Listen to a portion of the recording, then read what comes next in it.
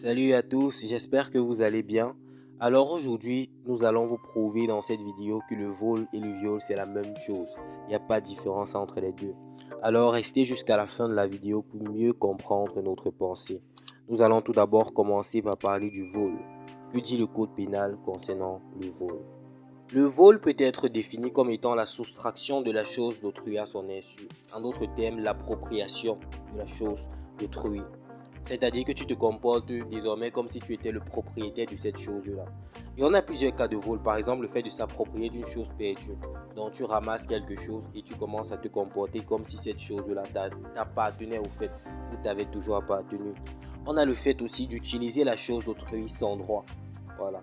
Pour utiliser la chose d'autrui, il faut que la personne nous donne le droit d'utiliser cette chose. Sinon, nous sommes en infraction. On a aussi le fait de s'approprier indûment une énergie provenant d'une force motrice quelconque. Ça aussi, c'est un vol. Maintenant, on va parler de la répression du vol. Parlons de la répression du vol, on a deux types de vol, le vol simple et le vol aggravé. Le vol aggravé, c'est ce vol-là qui a entraîné par exemple la mort ou des blessures graves. Déjà, le vol simple est puni d'un emprisonnement de 5 à 10 ans et d'une amende de 100 000 francs à 1 million de francs CFA. Alors que le vol aggravé est puni par la peine de mort. Voilà. Et cela a été affirmé par l'article 318 et 321 du Code pénal camerounais. Maintenant, on va parler du viol.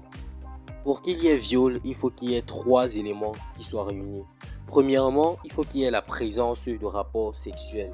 Il n'y a pas viol tant qu'il n'y a pas de rapport sexuel.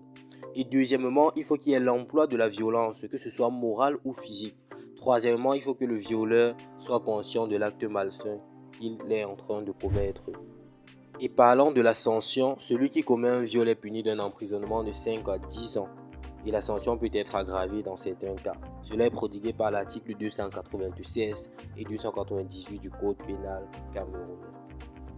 Maintenant, nous allons voir pourquoi nous pouvons dire que le vol et le viol c'est pareil, qu'il n'y a pas de différence entre ces deux mots et qu'ils peuvent être employés dans des phrases carrément similaires. Donc maintenant, nous allons tout d'abord redéfinir les deux termes à notre manière. Déjà, le vol peut être perçu comme étant le viol du droit de propriété que quelqu'un a sur quelque chose.